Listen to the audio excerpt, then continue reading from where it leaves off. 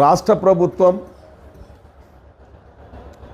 ఇలా తెలంగాణ రాష్ట్రంలో స్వేచ్ఛ సమానత్వం గాలి పీల్చుకుంటున్న సందర్భంలో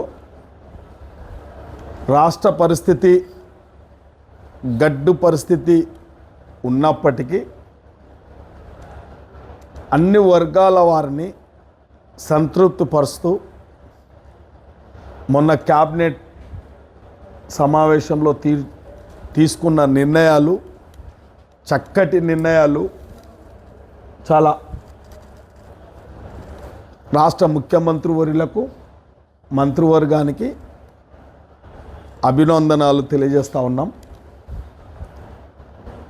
గతంలో రైతు బంధు పేరిట ప్రజాధనం దుర్వినియోగం జరిగింది అనేది వాస్తవం. స్వయాన శాసనసభలోనే నిర్ధారణ చేయగలిగినాం.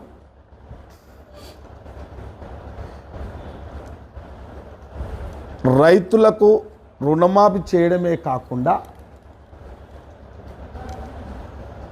నిజమైన రైతులకు సాగు చేసుకునే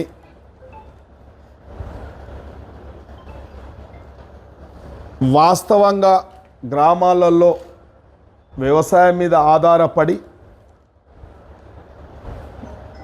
పంటలు పండించి వ్యవసాయం చేసి వాస్తవాలు గ్రహించి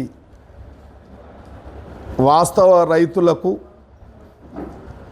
ఈ యొక్క రైతు భరోసా ఇవ్వాలని కూడా చెప్పడం జరిగింది. గతంలో ఇష్టానుసారంగా కాకుండా ఒక నియంత్రణతో కాకుండా ఒక పద్ధతి ప్రకారం ఇలా గ్రామాలలో ఇవాళ ప్రభుత్వం కొత్త ప్రభుత్వం ఏర్పడిన తర్వాత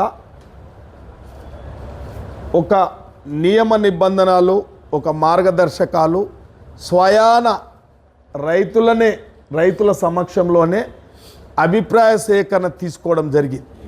సేకరణ తీసుకోవడమే కాకుండా సంబంధిత అధికారులను అందులో ఉన్న ఇబ్బందులను కూడా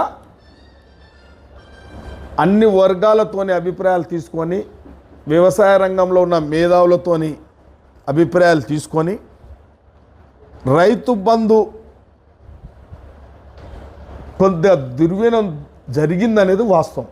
ఉదాహరణకు గుట్టలకు రోడ్లకు బీడు బారిన భూములకు అమెరికాలో ఉన్న ఎన్ఐలకు వ్యవసాయం చేయని ఇతరులకు కూడా ఆ రోజు ప్రజాధనాన్ని దుర్వినియోగం చేసింది వాస్తవం. ఎస్, రైతుకి ఎంత చేసినా తక్కువనే మనం చేయాలి. కానీ రైతు వ్యవసాయం మీద ఆధారపడి ఉన్న రైతుకు మాత్రమే చేయాలి. ఇవాళ ఎన్నో కంపెనీల్లో కూడా ఉదాహరణకు అప్పటి మంత్రే చెప్పిండు. అప్పటి మంత్రి మల్లలనే నాకు 600 ఎకరాలు ఉన్నదన్నది. 600 ఎకరాలు ఉన్నోనికి రైతు బంధు ఇస్తారా చెప్పండి. అంటే ఇవాళ ఏమంటున్నామంటే ఈ ప్రభుత్వం ప్రజాభిప్రాయ సేకరణ చేసుకొని రైతుల అభిప్రాయం తీసుకొని మేధావుల అభిప్రాయం తీసుకొని ప్రతి ఒక్కరి అభిప్రాయం తీసుకొని ఇలా రైతు భరోసా ప్రకటించడం జరిగింది. ఈ యొక్క రాష్ట్ర ఆర్థిక పరిస్థితులను అధిగమిస్తూ మొన్ననే రుణమాఫీ చేస్తూ ఇలా రైతు భరోసా వాస్తవానికి ఇవాళ 15,000 ఇస్తామనేది వాస్తవం. ఇవాళ ఆర్థిక పరిస్థితి అధోగతి పాలైపోతూ ఉంది కాబట్టి దానిని 12,000 చేసి వాస్తవమైన సాగుకు యోగమైన భూమి రైతులకే ఈ యొక్క రైతు భరోసా ఇస్తున్నాం. దాంట్లో ఎలాంటి సందేహం లేదు.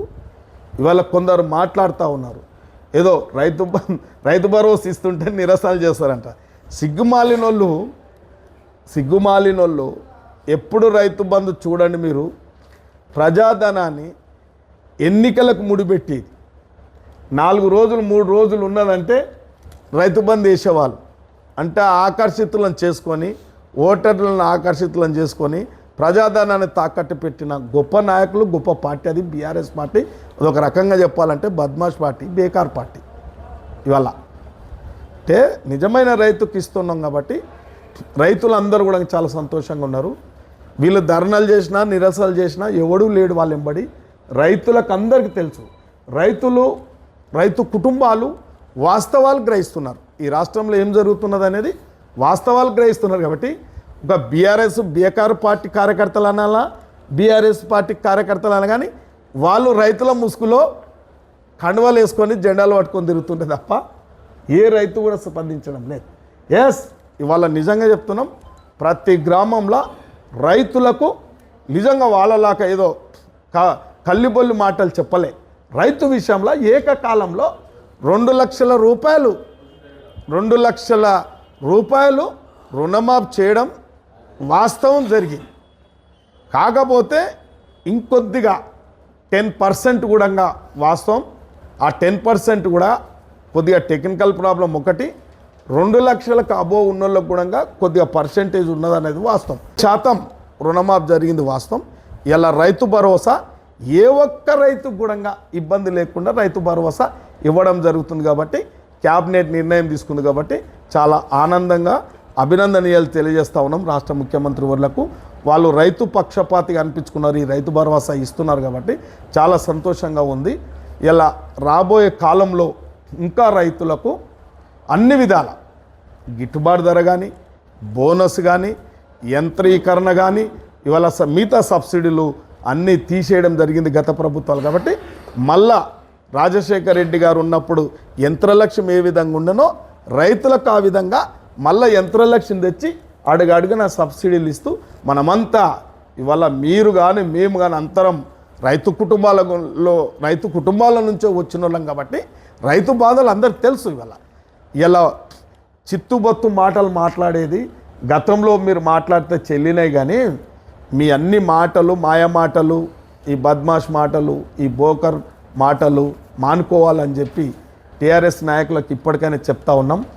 ఇంకా ఇంకొక ఆమె లిక్కర్ రాని అంటామా, ఆమెను ఏమంటాం మనము, లిక్కర్ రాణి గారు మళ్ళొక వేషంలో